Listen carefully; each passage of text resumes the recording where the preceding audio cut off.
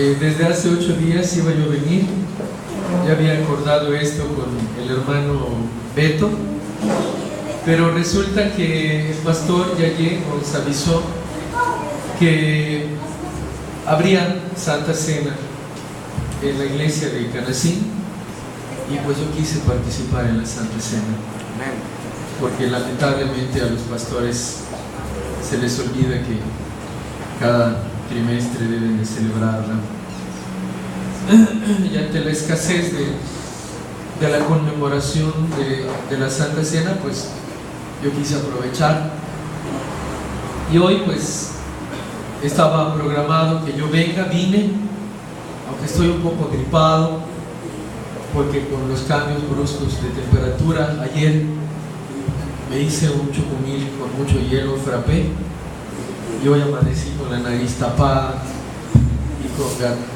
garraspera, pero bueno, no quise cancelar porque entonces ya iba a aparecer esto un juego. Hermanos, antes de pasar al tema, yo quisiera cantar un especial que pues está relacionado con el tema. El cantante, el cantautor de este himno se llama Felipe Garibo. Yo sé que ustedes han escuchado 1000 veces este himno, pero a mí me gusta mucho. Se llama Cuando el mal entró al Edén. Le voy a pedir al hermano Beto que suba un poquito el volumen de mi bocina, del micrófono. Y bueno, para honra y gloria de Dios, voy a entonar Cuando el mal entró al Edén.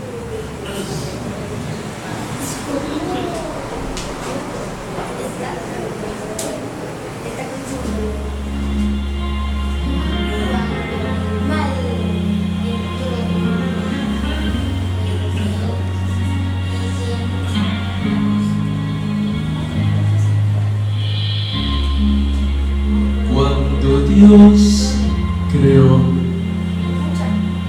a la humanidad,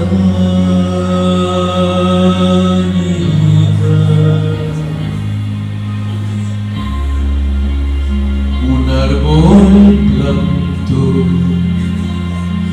sobre el bien y el mal. Hijo, tuyo es todo que hay de aquí, más del árbol que te mostré prohibido.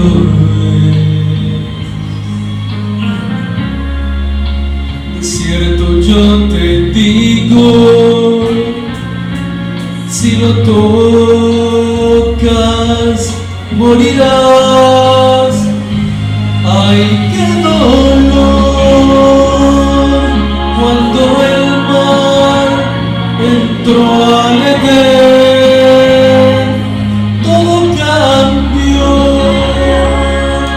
al probar el fruto aquel.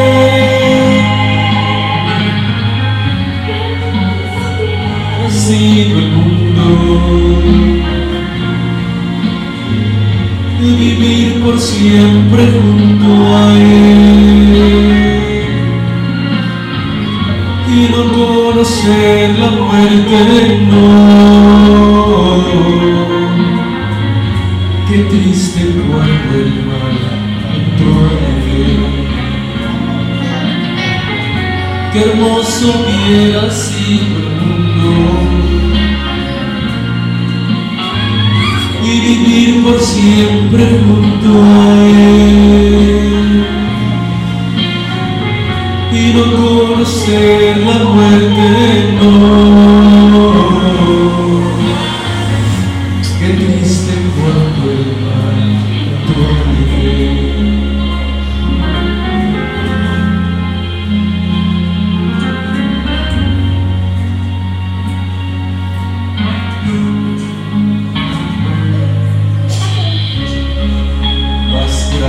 fue su amor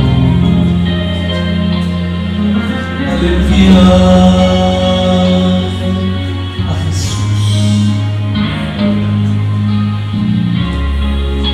el unigénito, que murió en la cruz. Intenso fue el tormento que mi Cristo padeció. Ay, qué dolor cuando el mal le entró a leer. Todo cambió al probar el fruto aquel,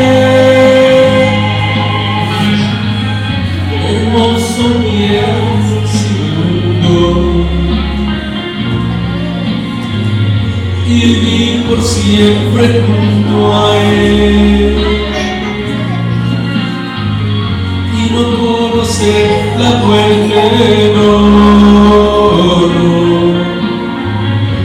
Qué triste cuando el mal entró a vivir. Qué hermoso hubiera sido el mundo, y vivir por siempre junto a él, y no conocer la muerte. No, no. Qué triste cuando el mal entró a vivir. Amén. Amén. Bueno, muy bien. Hermanos, el tema de hoy es una reflexión acerca de los orígenes. El hermano leyó los versículos del capítulo 2 de Génesis, del 1 al 4. Estos versículos nos dicen que Dios creó todas las cosas, que en 6 días hizo todo lo que en el mundo hay, y que en el 7º día reposó de toda su obra creadora. Fíjense ustedes, hermanos, que en el capítulo 1 del libro de Génesis y en el capítulo 2 siempre ha habido malos entendidos.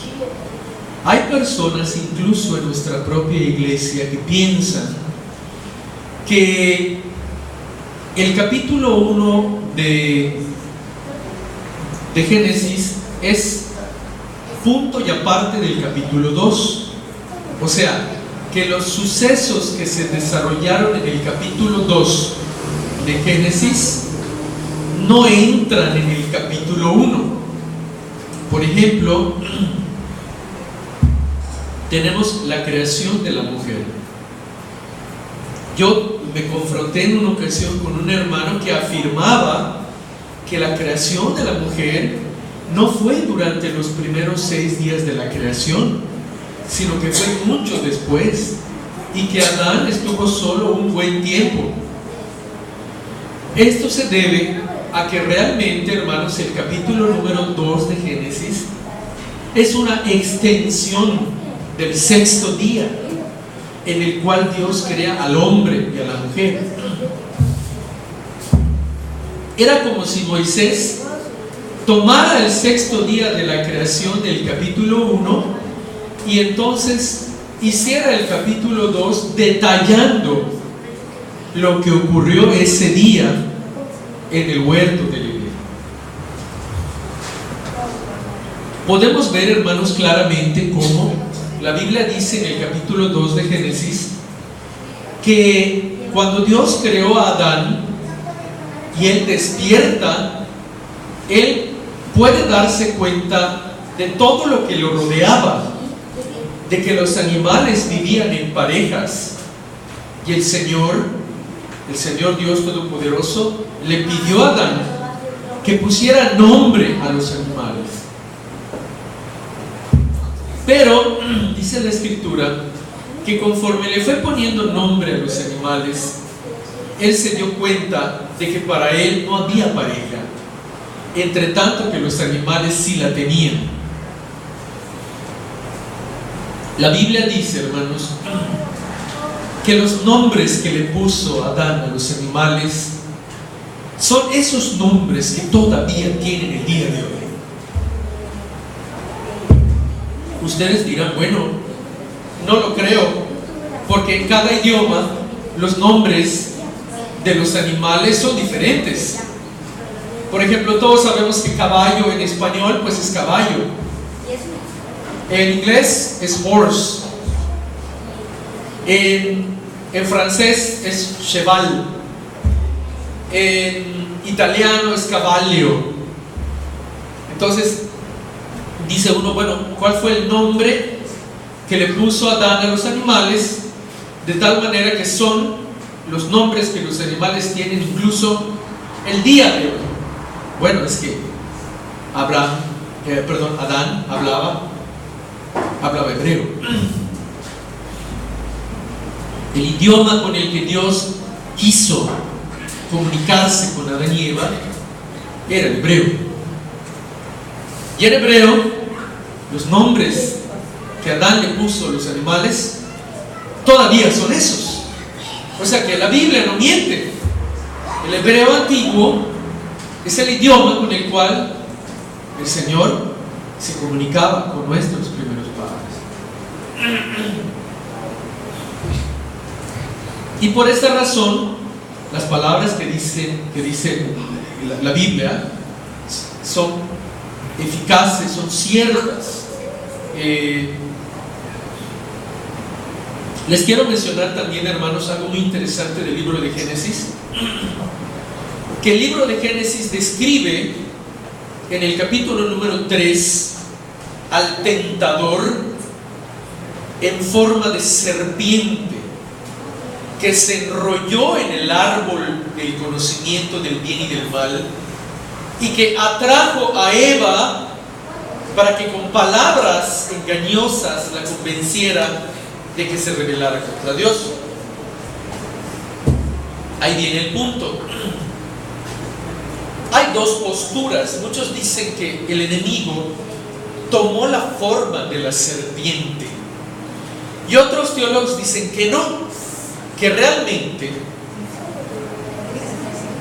lo que hizo Satanás fue introducirse en el cuerpo de la serpiente y usarla como una especie de medium y hablar a través de ella.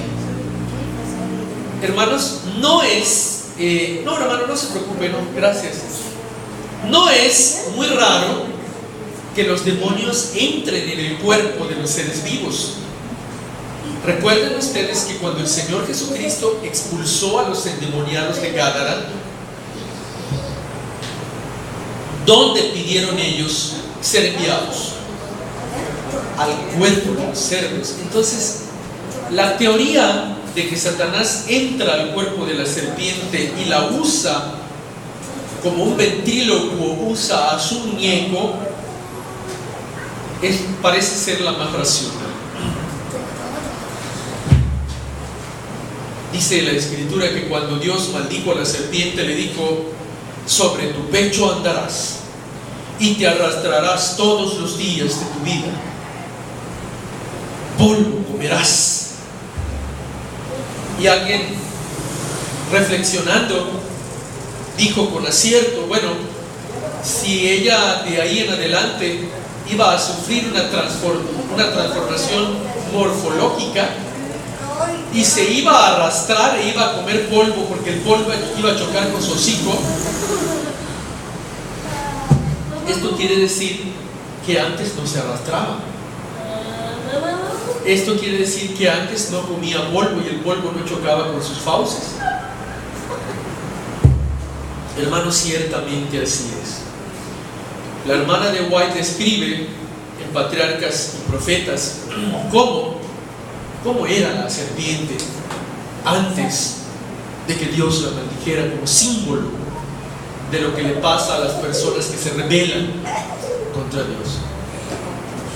Ella dice que las alas de la serpiente eran alas como las del pavo real, multicolores, y que cuando este ser volaba en los cielos, el sol hacía que sus alas parecieran un arco iris. Además, era el animal más hermoso y el más astuto de toda la creación. Tenía garras como de águila real que se posaban en las ramas de los árboles para cantar trinos, y estos trinos competían incluso con los cantos de los ruiseñores que había en el huerto del Edén y que volaban sobre la creación de Dios.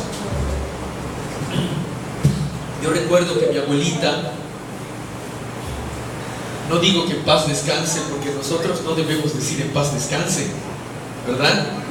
Esa es una expresión netamente católica que se refiere, ¿verdad?, a que el alma deja de sufrir y va al paraíso con Dios. Pero yo he escuchado, sin embargo, adventistas que dicen, bueno, en paz descanse.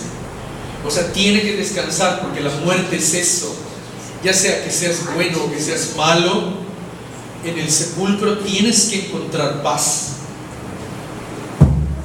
Job dice, inspirado por el Espíritu Santo, que en la tumba tanto los buenos como los malos hayan descanso para sus faenas. Bueno, mi abuelita era muy católica. De hecho, cuando ella vivía, yo ni siquiera era adventista.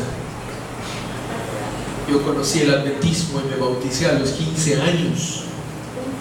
Pero ella decía que si tú le echabas agua caliente a una serpiente, le salían a lo largo de todo su cuerpo como una especie de patitas. Bueno, esa era una tradición yucateca, maya, no lo sé, que incluso gente de la ciudad todavía cree que si tú le echas agua hirviendo a una serpiente, le salen como unas protuberancias a lo largo de su cuerpo. Bueno, yo nunca he hecho este experimento ni lo quiero hacer, pero los mayas sabían muy bien que la serpiente en algún momento tuvo alas.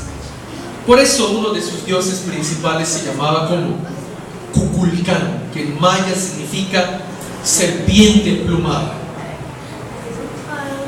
Una serpiente que tenía alas, que volaba, que subía y descendía cual ave poderosa, cual águila real. Y los aztecas también tenían a Quetzalcóatl, que se llamaba, que traducido del náhuatl al español significa serpiente emplumada. Es decir, los mayas sabían que había pasado en el huerto del Edén. ¿Y saben ustedes por qué lo sabían?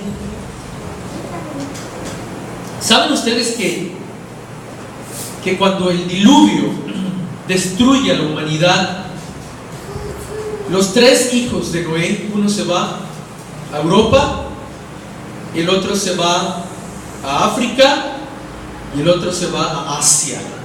¿Estamos? Después del diluvio, las familias de los hijos de Noé emigran a todo el planeta, y el conocimiento que tenían de la Biblia y de lo que había pasado en el principio se quedó con ellos, solamente que de manera distorsionada. Por ejemplo, los mayas dicen que los dioses crearon al hombre de una infinidad de elementos hasta que finalmente lograron crearlo de maíz. Quiere decir que ellos sabían que el hombre vino a la tierra por medio de la intervención creadora de un Dios que ellos le llaman Hunakú. ¿De acuerdo? Ellos sabían perfectamente que había habido una rebelión que los había metido al pecado, que una serpiente emplumada vivía en aquellos tiempos por allí. De hecho, hermanos, cuando Caín le presenta a Dios su ofrenda, a diferencia de la de Abel, historiadores y teólogos piensan que Caín realmente le estaba rindiendo culto al sol. Él sabía que el sol hacía crecer las plantas, daba vida a los frutos y ejecutaba la fotosíntesis en la flora.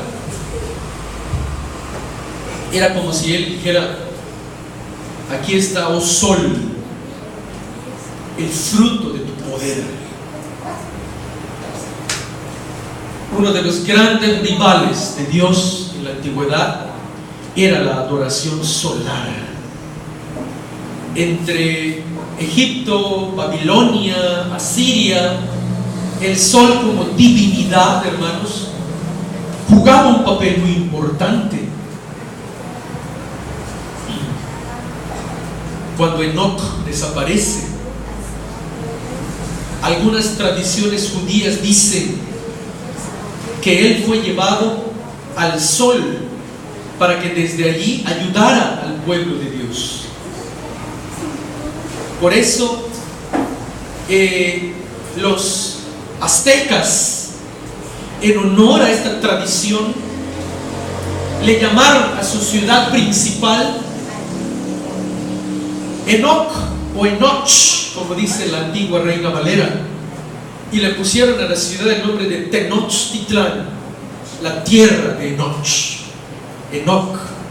Entonces hay una relación tan grande entre las primeras culturas bíblicas y las culturas mayas, aztecas y náhuatls, que es imposible contestar o negar que todos provenimos de una familia que inició en el huerto, de una humanidad que fue destruida con un diluvio y que sobrevivió gracias a Noé, y cuyos familiares se expandieron alrededor del mundo, llevando las historias de la creación, de la caída, del diluvio a todas partes del globo, pero de manera distorsionada. ¿Por qué? Porque no guardaron la verdad de manera fiel como debieron haberlo hecho. Es impresionante cómo estos conceptos que las culturas mesoamericanas manejan son tan parecidas a las narraciones de la Escritura. En el Popol Vuh, ellos narran que un hombre llamado Kukulcán llega a América a enseñarle a los mayas ciencia y tecnología. Ellos dicen que era un hombre de barba, alto, con vestiduras blancas. Y ellos dicen que la mayor parte de los ritos mayas, que incluía el sacrificio de vírgenes, de niños, y arrojarlas al cenote sagrado de Kukulcán con todas las joyas, provino de él. Pero hermanos, si esto es así, ¿quién creen ustedes que era este ser? Era Satanás. Era Satanás. Porque desde el momento en que haya sacrificios humanos, desde adoración de ídolos, perforaciones, tatuajes, piercings, todo esto que ha ideado Satanás para destruir el cuerpo del hombre, tiene que ser el enemigo de las almas. No hay otra explicación. Vean ustedes cómo los mormones dicen que precisamente en la fecha en que Kukulcán visita a los mesoamericanos, ellos dicen que en realidad no era Satanás, sino que era Cristo Jesús, que baja a América a evangelizar a los indios. ¿Han ustedes oído eso de los mormones? Los mormones enseñan que siglos antes de la evangelización o de la conquista del Nuevo Mundo por parte de España y de las otras naciones europeas, Cristo bajó para enseñarles a los indios mesoamericanos y norteamericanos el evangelio de los judíos.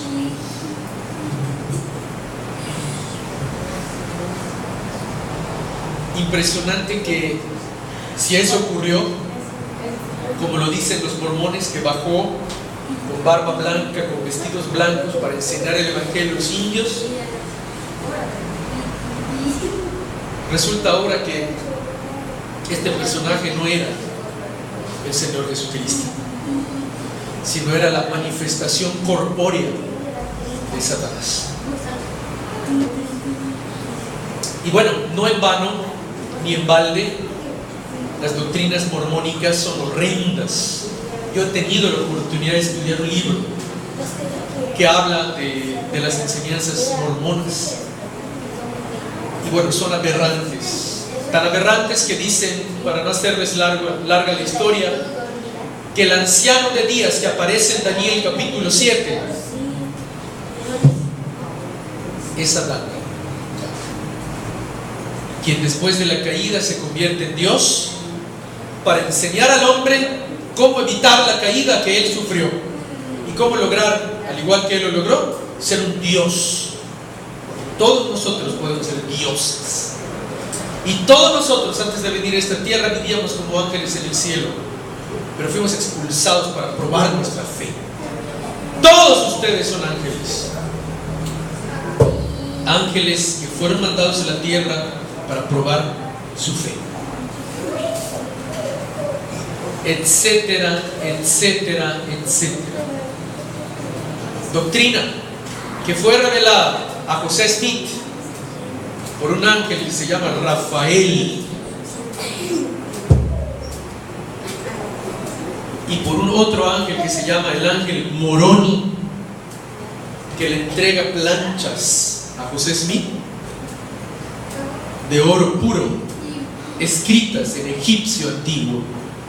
Hermanos, egipcio o Egipto en la Biblia representa rebelión y pecado, y sería el último idioma antiguo que el Señor use para revelar algo a su pueblo. Hermanos, bueno, toda esta serie de acontecimientos, de semejanzas, de similitudes, de aberraciones, nos traen algo a la mente. Vivimos en un conflicto terrible, en donde cada decisión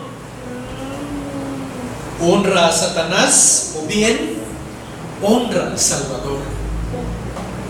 Cada vez que yo decido no comer una torta de cochinita los domingos, a escondidas, porque somos buenos para escondernos de los demás hermanos, pero no somos buenos para escondernos de Dios, porque dice la Escritura que delante de Él nosotros estamos desnudos. Somos un libro abierto delante de sus ojos. Cada vez que yo decido no tomar coca, hermano, pero es que muchos adventistas ya están en la moda de la coca. Ya tomar coca no es pecado. Yo les quiero decir algo. Tú puedes tomar Jumex, Mirinda, Fanta, lo que quieras, pero si tú tomas coca, te aseguro que no vas a poder dejarla fácilmente. Dicen que entre el compuesto patentado de la coca realmente hay cocaína. No lo sabemos porque el compuesto patentado de la coca solamente lo sabe una persona, y si esa persona muere, obviamente antes de morir le va a dejar el compuesto patentado a su sucesor. Nadie sabe a ciencia cierta qué es lo que la coca contiene, pero algo sí sabemos, que es extremadamente adictiva. En una ocasión a mí me invitaron a comer unos ancianos. Yo pues Creo que cuando era más joven era yo más consagrado todavía. Y yo cuando abracé la fe, dejé por completo la carne del puerco y la coca. Y yo pues era un joven muy activo, y el anciano, a quien yo respetaba mucho, me llevó a su casa, me invitó a potaje, y de repente abre el refri y saca la coca de 3 litros. Ese día él cayó del altar en que lo tenía. Alguien dirá, no hermano, es que es peor el adulterio, es peor la mentira, la coca, por favor, un líquido no te va a condenar. Miren, hermanos, el que es fiel en lo poco es fiel en lo grave, pero el que es infiel en lo poco también será infiel en lo grave. La coca, hay estudios, y yo tengo una copia de ese estudio que realizó el Seguro Social hace como 15 años. Yo lo recorté, lo tengo en mi casa, que dice que se hizo un estudio de 2 grupos. En cada grupo habían 12 niños y se registró su crecimiento. Unos niños recibían coca y el otro grupo no.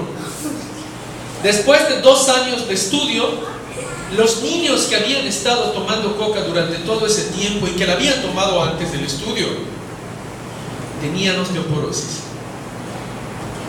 Y los niños que nunca habían tomado coca tenían huesos fuertes, sanos y normales. Por eso la gran mayoría de las abuelitas del mundo, de la religión popular, se caen, se rompen. ¿Qué es lo primero que se rompe? La cadera. La cadera es una parte crítica del cuerpo. La coca disminuye la densidad ósea del ser humano. Además de que contiene ácidos sulfúricos que te van quemando el estómago y lastimando tus riñones. Alguien dijo, sí, pero la coca no es pecado. A ver, si hay algo que daña tu cuerpo y tú lo permites, es pecado. Porque la Biblia dice que todo aquel que destruye su cuerpo, que es templo del Espíritu Santo, Dios lo destruirá a él. ¿Lo dice la Biblia o no? Hermanos, ¿por qué es peligrosa la coca? Porque si ustedes se dan cuenta, hermanos, ejerce sobre nosotros una atracción muy fuerte. Y aunque nos damos el lujo de tomarla, en el fondo de nosotros sabemos que hemos hecho mal. Aún aquellos que la defienden siendo adventistas, en el fondo ellos saben que no es correcto. El café también descalcifica. El café eleva la presión arterial.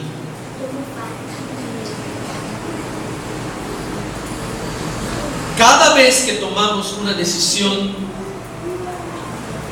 en esta vida, honramos a Satanás o bien honramos al Salvador.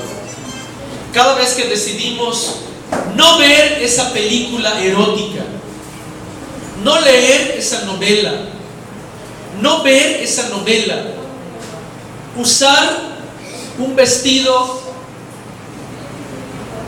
de acuerdo con las normas cristianas, sin tanto escote, usar una falda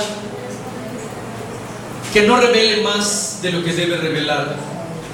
Cada vez que decidimos usar una palabra bondadosa en vez de una palabra áspera, hermanos, cada minuto es una decisión que honra a Cristo o bien honra al enemigo de las almas.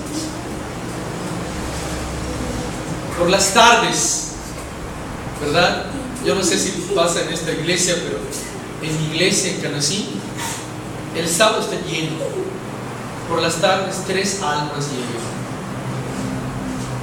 Yo no puedo imaginarme qué hacen de 5 a 6 y media de la tarde en sus casas. Me pongo a pensar, bueno, ¿esta familia qué estará haciendo? ¿Será que estará haciendo culto familiar? ¿Será que está durmiendo? ¿Será que Satanás lo tentó y está viendo el partido de fútbol que empieza antes de que el sábado termine? ¿Será que fueron a comprar? ¿Será que...? O sea, empiezan a pasar por mi mente muchas cosas, porque dicen, ¿verdad?, que, bueno, la mente es así. La mente nos hace jugarretas. Empiezas a juzgar al hermano. Termina el sábado y el que ya cometió más pecado eres tú, que está en la iglesia, pensando en todo lo malo que puede estar haciendo el hermano que no llegó.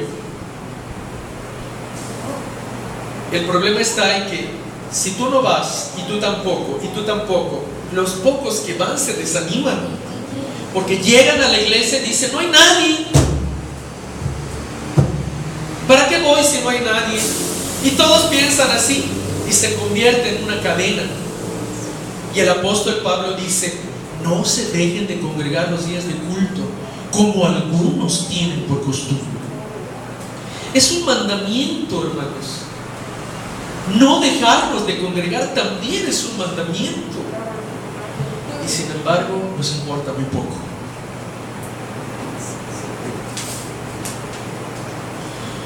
Yo, hermanos, lucho por no comer puerco y por no tomar coca.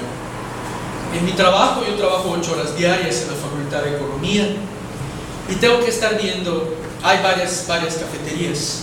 A ver, acá que hicieron el puerco adobado, me voy a la otra. Acá que hicieron bistec. Bistec, démelo.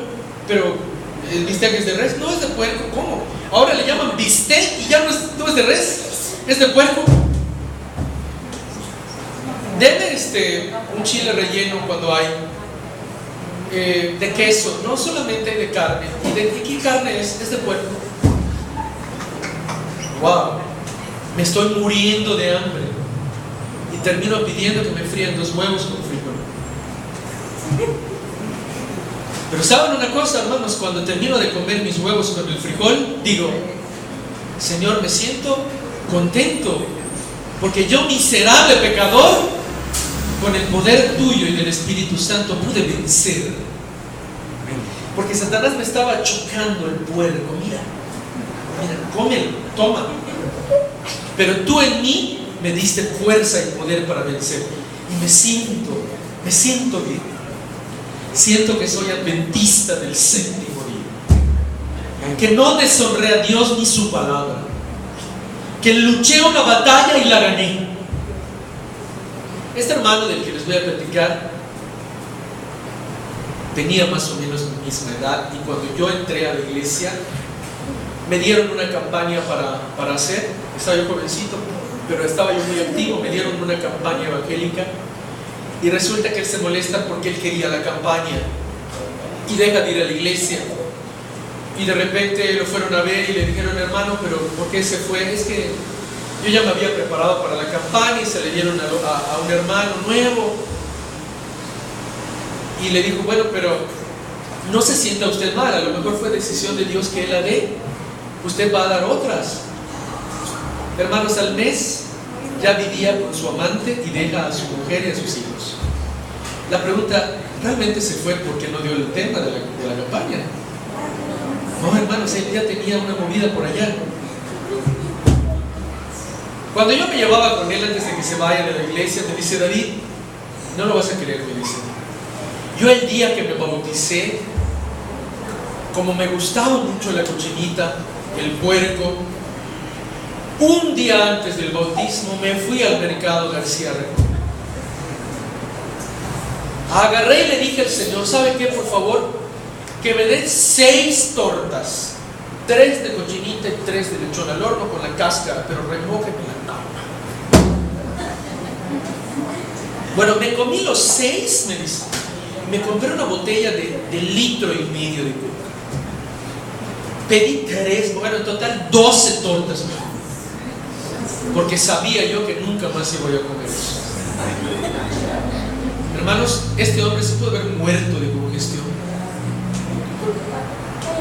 Todavía no estaba convertido, anhelaba el puerco. Segundo ejemplo: hace como un mes Fui a casa de una familia que fue adventista años. Llegamos a dar una campaña de barrio y al final de la campaña me dice: David, yo no quiero que me incluyan entre los que se van a bautizar de esta campaña. Le digo: ¿por qué, Víctor? Si tú y yo salíamos a predicar hace mucho tiempo y tú estabas muy activo. Me dice: David, yo ya no soy adventista desde hace años y además no puedo dejar, David, ni la cerveza ni el puerco. Y como no puedo dejarlo, yo lo intenté. De plano me dice: yo no puedo dejar eso. O sea, ¿hasta qué punto la comida, vean ustedes, nos puede apartar por completo? Entonces no es un asunto tan trivial como algunos piensan. Finalmente, ¿cómo cayeron Adán y Eva? No por cuestiones de comida. Estamos. Cuando Cristo fue tentado los 40 días en el desierto, ¿no fue también por cuestiones de comida? El Concilio de Jerusalén ¿no también trató de cuestiones de comida? La visión de Pedro ¿no fue por cuestiones de comida? En la Nueva Jerusalén, ¿qué es lo primero que Dios muestra en Apocalipsis 22?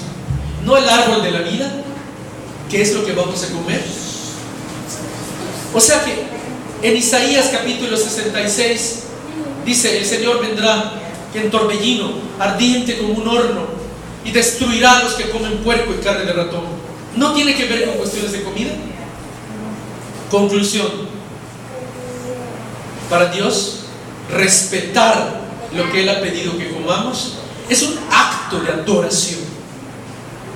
Cuando tú pones a la mesa, como Daniel el profeta, cosas que Dios ha permitido que tú comas y bebidas que Él ha permitido que tú bebas, lo estás adorando tanto como si estuvieras cantando un himno, predicando, haciendo obra misionera, leyendo la Biblia. Comer lo que Dios te pide que comas y beber lo que Dios te pide que bebas es un acto de adoración íntima con Dios. De ahí la importancia, y Satanás lo sabe, ¿sí? Satanás lo sabe. La Biblia dice en ese capítulo, dice: los que comen carne de puerco, carne de ratón, o que comen caldo de cosas inmundas. Un hermano decía: yo los lunes, dice, como en todos lados se vende frijol con puerco, yo lo que hago es pedir unos huevitos y le digo a la señora: mire, del caldo del frijol con puerco, solo deme el frijol, me quita la carne.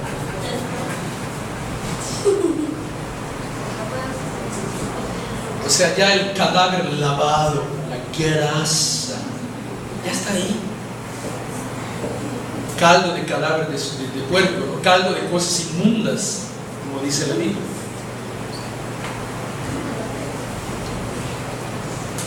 Qué tercos somos, ¿verdad? Dice el Señor: hombres de poca fe, ¿hasta cuándo estaré con vosotros? Cristo era muy sensible, ¿no? Cristo era muy sensible al problema del pecado. Otras personas, hermanos, también: no, me regalaron una torta del pastor, pero no la puedo comer, se la voy a regalar a la vecina, que coma el cerdo, yo no. ¿Qué hizo el Señor con los cerdos de Gadara? Los arrojó y se murieron. Es decir, Él prefería que los cerdos muriesen a que sean consumidos por el pueblo de Gadara. Así de grave está el asunto de la comida. O sea, te regalaron una torta de puerco, tírala o dásela a tu perrito, pero no se la des a otro ser humano. Nunca vas a saber cuándo habrá ahí huevos de trichina. Nunca lo vas a saber. Y esa persona puede infectarse de trichina. ¿Por qué? Porque le regalaste una torta de puerco que tú no puedes comer. Y este principio se extiende a otras áreas. Gente, por ejemplo, adventista, que no toman ni fuman, pero tienen cantinas en franquicia. Gente adventista que no toman, no fuman, no trabajan el sábado, pero rentan sus combis para que de Humana a Mérida trabajen las combis el sábado. Gente adventista que no come puerco, pero que vende cosas inapropiadas para la salud. ¡Wow! Vean ustedes, esto es un conflicto. Es un conflicto por lo que comemos y bebemos. Solamente podemos vencer, hermanos, por la gracia de nuestro Señor Jesucristo. Ya me imagino a Satanás, y a este vas a bendecir. Él come la basura que yo le doy para comer. Él bebe la basura que yo le doy para beber. Tu régimen alimenticio no es parte de su vida, por lo tanto él me pertenece a mí. No lo puedes bendecir, no lo puedes salvar, no lo puedes perdonar.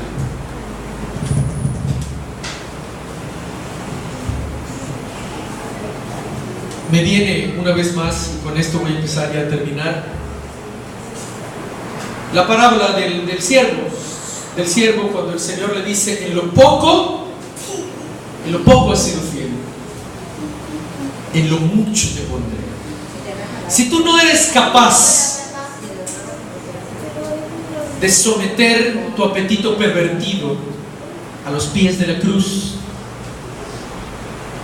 tampoco podrás ser capaz de hacer cosas mayores por Cristo. Si tú no eres capaz de obedecer la ley kosher, así se le llama al régimen alimenticio de las carnes limpias, si tú no eres capaz de ser vegetariano o vegano, tampoco podrás cumplir la ley moral. Porque no quieres sufrir por Dios, no quieres entregar todo en el altar, porque no quieres dejar pasar los placeres temporales, carnales que este mundo te proporciona. No quieres. Quieres mantenerte en tu zona de confort. Quieres seguir bebiendo, comiendo, haciendo lo que te causa placer. Eres hedonista. Yo me pongo a pensar, bueno, y cuando nos digan no vas a poder trabajar, tendrás que trabajar el sábado, ya no podrás seguir descansando, porque si tú no obedeces no podrás comprar ni vender. Hermanos, ojalá, ¿verdad?, que cuando eso ocurra, que no va a tardar mucho, tengamos el valor de decir: no me importa perder mi trabajo, no me importa no comprar ni vender, pero respeto el sábado del Señor. Y en ese momento Dios se hará cargo de ti. Se llama la angustia de Jacob.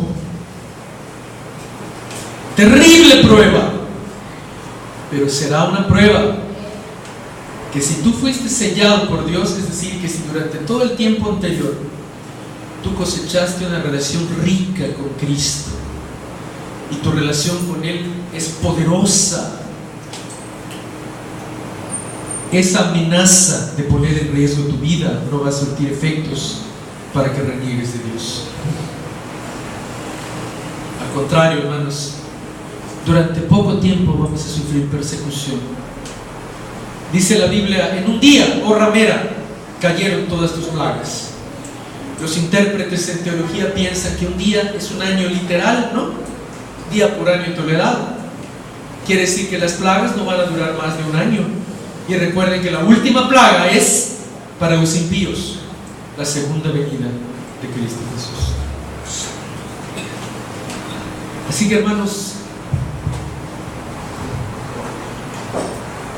sintámonos honrados por pertenecer a un pueblo diferente. Sintámonos honrados, aunque se burlen de ti cuando le estés quitando el jamón a tu torta, porque no sabes si el jamón es de puerco o no. Yo lo quito, yo quito completamente el jamón, me como solamente el queso. ¿Y por qué quitas el jamón? Le digo: porque no como jamón, no como. Pero ¿cómo sabes que es de? A lo mejor es de pollo o de pavo, pero como no lo sé, y yo no voy a manejar la duda. En la duda, dice la Biblia, abstente. Si dudas, mejor no lo hagas. En la duda, abstente. Es que este muchacho, ¿verdad? Para las que todavía están en edad casadera y están buscando pareja, este muchacho me late, pero hay algo que no estoy seguro. Mejor déjenlo ir. En la duda, abstente. ¿Sí? En todo aplica esta regla. Porque si tú dudas que esté bien y lo haces, dice el apóstol Pablo en Romanos, tú mismo te condenas. Porque para ti no está bien, pero decides hacerlo, tú mismo te estás condenando. Entonces aprendamos, hermanos, a ser sabios. Aprendamos a ser, dice el Señor Jesús en el Evangelio, porque los hijos de este siglo han venido a ser más astutos que los hijos de la luz. Por eso yo os digo, dijo a sus discípulos, sean ustedes astutos como las serpientes, pero tengan un corazón manso como la paloma. O sea, el hecho de ser cristiano no es sinónimo de ser tonto. Tenemos que tener la mente aguzada para saber en qué momento la tentación vendrá de Satanás disfrazada, y debemos pedirle a Dios sabiduría para decidir lo mejor, para honrar su nombre en cada acto que nosotros hagamos. Así que, hermanos, adoremos al Dios creador. Adoremos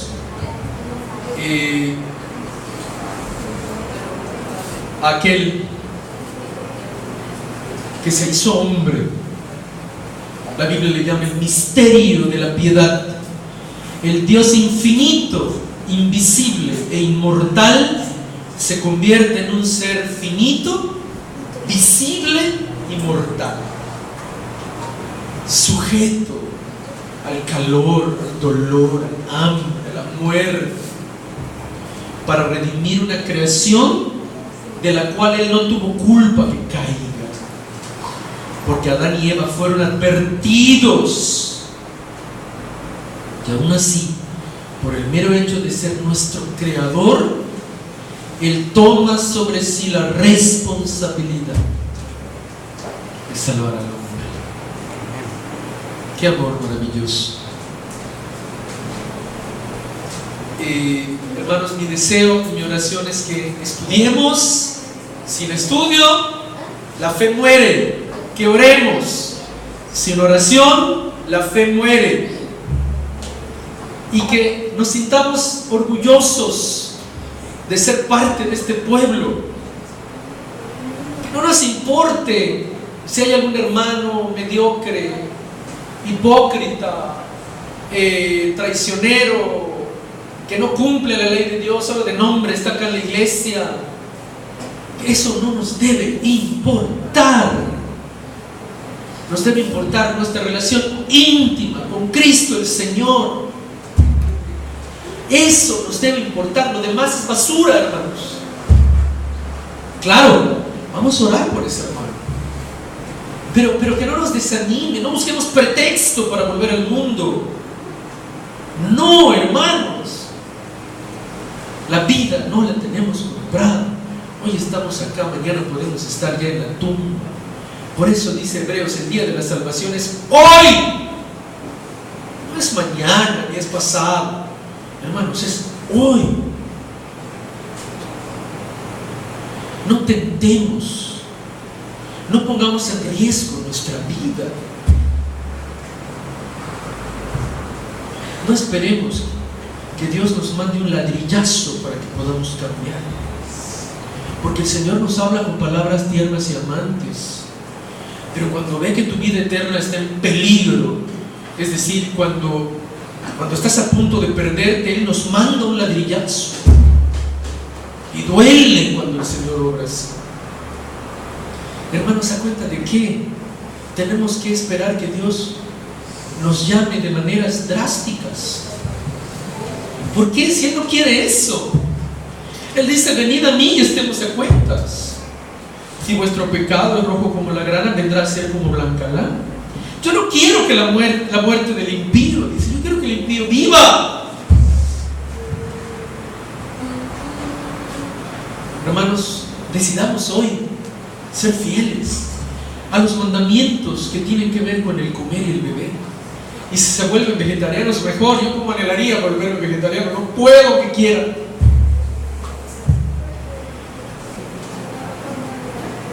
Vistámonos según las normas que la Biblia dice. Hablemos palabras bondadosas. Respetemos el sábado como si fuéramos fariseos, estrictamente. Solo que a diferencia de ellos, lo estamos haciendo por amor. Si no hay alguna carne en aquel restaurante, quédate sin comer y ofrécele ese sacrificio a Dios. Señor, mira, yo no estoy comiendo esto, muero de hambre, pero la Biblia dice que nadie entrará al reino de los cielos sin pasar por tribulación. Te entrego esto, Señor. Prefiero comprar unos cacahuates antes que violar tu nombre. Hermanos, seamos así, diferentes. Que la gente nos llame fanáticos, nos llame locos, pero ese gozo de ser fieles a Dios, nadie nos lo podrá quitar, hermanos. Nadie. Esa es la invitación que hoy quiero hacerles a todos ustedes. Y para finalizar, como ya se me quitó la garraspera, gracias al Señor, voy a cantar un himno. Un himno que se llama Cantaré de tu amor. Y que, bueno, es un himno que habla de qué pasa cuando el reino de Dios llega a tu vida. ¿Qué pasa? ¿Qué es el reino de Dios? El reino de Dios es la nueva Jerusalén donde... No, ese es el reino de Dios. Jesús dijo: id y predicad el reino de Dios. Decid, el reino de Dios se ha acercado. Y cuando los discípulos le preguntaron: Señor, ¿dónde está el reino de Dios? Y Jesús les dijo: el reino de Dios está en medio de ustedes.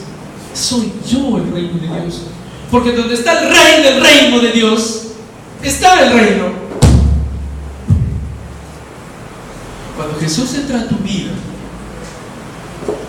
y tú dejas comida, bebida, vestiduras, programas, mal lenguaje, todo por Él, y te dedicas a hablar de su amor con tus hermanitos, con tu mamá, con tus vecinos, con tus colegas, Dios dice: como has puesto en primer lugar el reino de Dios, todo lo demás que tú necesites, yo te lo daré.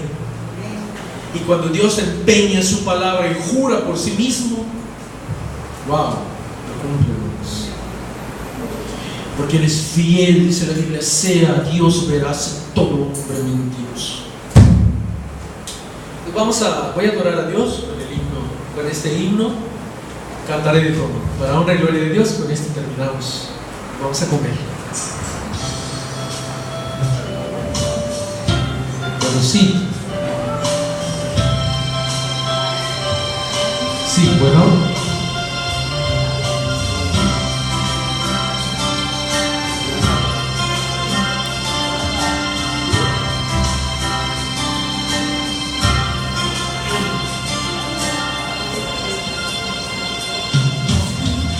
Por mucho tiempo busqué una razón de vivir, y en medio de mil preguntas tu amor me respondió. Ahora veo la luz y ya no tengo temor. Tu reino vino a mi vida y ahora vivo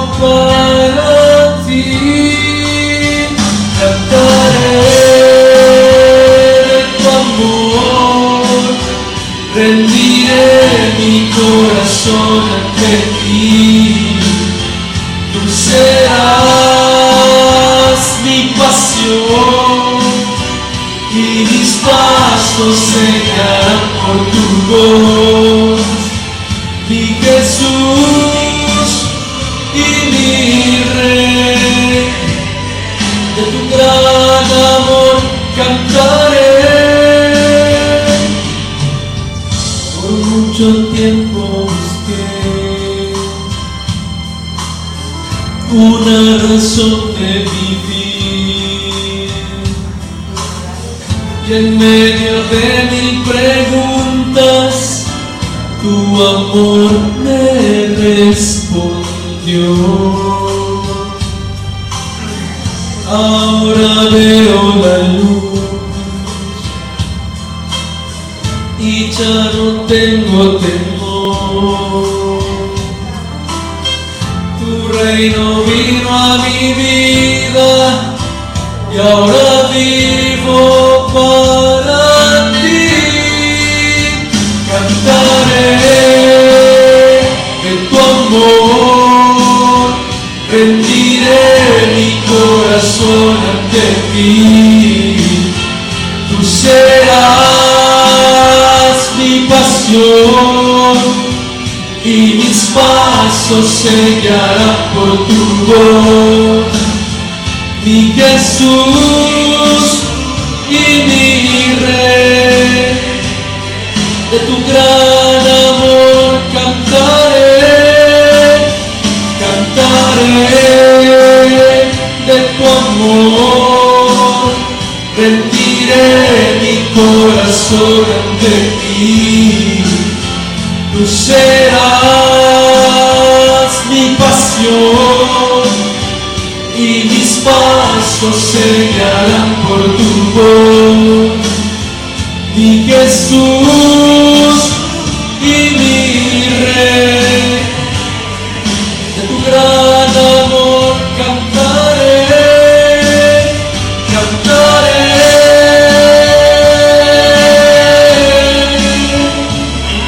Con todo mi corazón, con toda nuestra vida.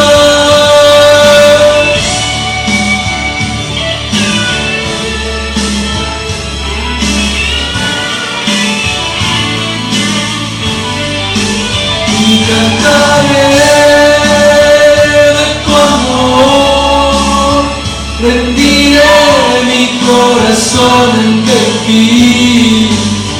Tú serás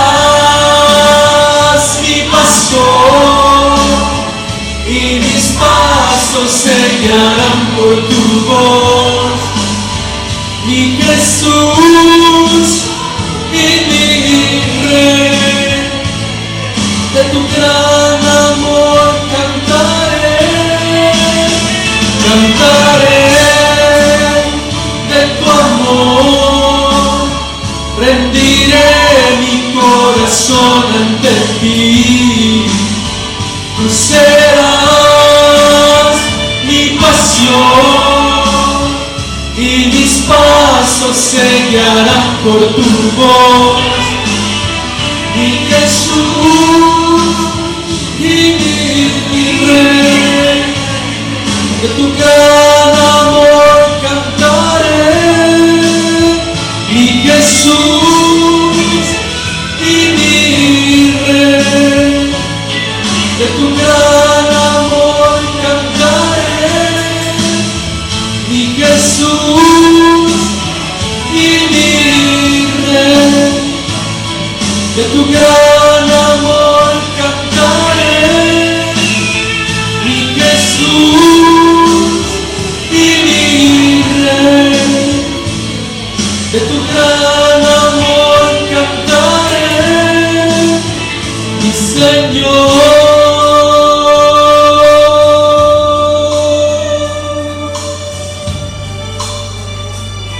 Cantaré de tu amor, Señor, por siempre.